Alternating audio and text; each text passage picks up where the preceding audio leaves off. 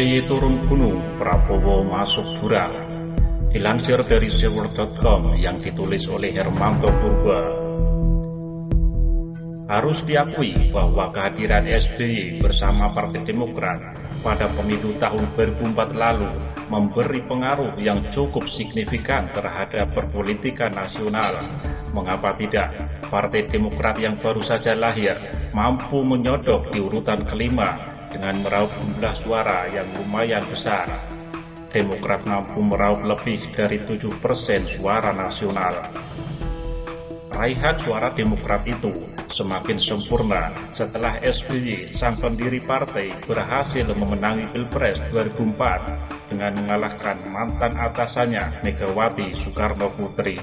Sekalipun SBY hanya didukung oleh partai-partai kecil, ia mampu mengalahkan koalisi besar yang mendukung capres petahana yaitu Megawati Soekarno Putri. SBY yang ketika itu berpasangan dengan Yusuf Kala unggul telak atas Megawati Hasyim Muzadi dengan raihan suara lebih dari 60%. Nama besar Megawati Soekarno Putri serta Hasyim Muzadi yang saat itu menjabat sebagai Ketua Umum PBNU ternyata tidak lantas menjadikan mereka keluar sebagai pemenang Pilpres. Kenapa SBY bisa menang telak? Salah satu faktor penentunya adalah SBY mampu memainkan emosi rakyat. SBY menempatkan dirinya seolah-olah menjadi pihak yang sedang dizolimi oleh Megawati. Ia lalu memanfaatkan seluruh jenis media untuk memainkan jurus andalannya itu. Dalam setiap pertemuannya dengan rakyat, ia mainkan jurus itu dengan begitu rapi dan sempurna. Menjelang perhelatan Pilpres 2009, SBY berganti jurus dari jurus dizalimi menjadi jurus pencitraan. Adalah Vox Indonesia, sebuah konsultan politik yang ditunjuk oleh SBY untuk memoles dirinya. Konon, untuk memakai jasa Vox tersebut, SBY harus mengeluarkan fulus yang nilainya tidak kecil, bahkan disebut-sebut mencapai ratusan miliar rupiah. SBY lalu dicitrakan sebagai presiden yang pro rakyat, presiden yang santun, presiden yang demokratis, dan macam-macam lagi, sehingga terbukti jurus pencitraan SBY yang harganya ratusan miliar itu memberinya kemenangan untuk kedua kalinya. SBY berhasil memenangi laga hanya satu putaran saja untuk kedua kalinya. Ia berhasil kalahkan Megawati. Nah, pada Pilpres tahun ini, SBY sepertinya sedang memainkan jurus dizolimi dan pencitraan tersebut. Sukses yang ia pernah raih dengan memainkan kedua jurus tadi pada Pilpres 2004 dan 2009 lalu membuatnya begitu yakin untuk mengulang sukses itu untuk mengantarkan Prabowo Sandi ke Istana Negara pada Oktober nanti. Sekalipun SBY yang digelari kubu Prabowo sebagai Master of Kung Fu itu menyebut baru akan turun gunung pada bulan Maret nanti untuk mengkampanyekan Prabowo Sandi. Namun waktu turun gunung SBY sepertinya dipercepat, bukan dimulai bulan Maret, namun sejak awal tahun 2019 jurus itu nampaknya sudah mulai dimainkan. Kenapa dipercepat? Jurus Bangau, jurus andalan Sandiaga Uno sepertinya tidak mampu mengalahkan popularitas dan elektabilitas Jokowi saat ini.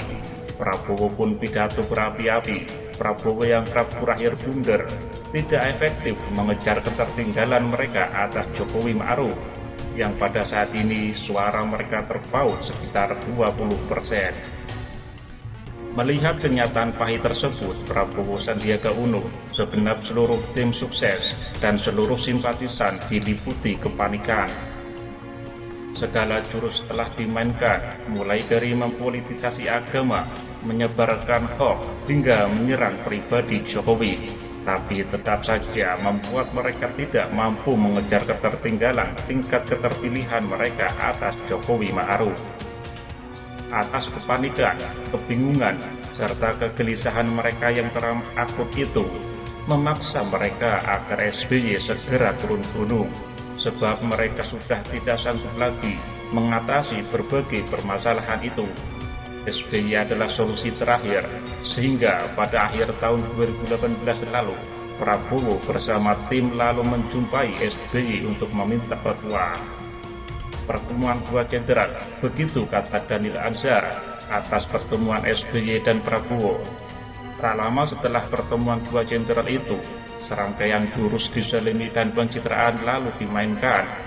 Sebutlah Andi Arief, politikus Partai Demokrat itu, menyebarkan hoax tentang adanya surat suara sebanyak 7 kontainer yang telah tercoblos gambar capres nomor 1. Sekalipun akhirnya cuitannya itu ia hapus, namun tangkap layarnya sudah sempat beredar luas di kalangan netizen.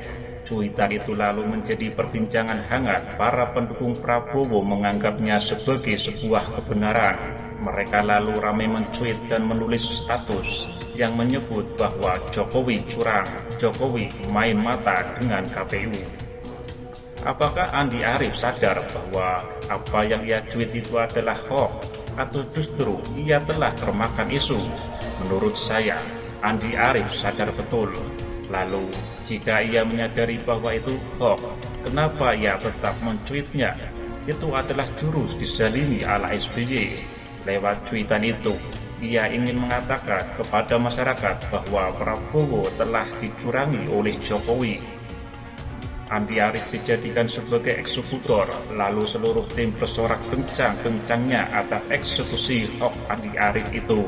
Dan terbukti, setelah Andi Arief mencuit, tidak lama berselang, para pentolan kubu Prabowo Sandi segera melambungkan berita bohong itu.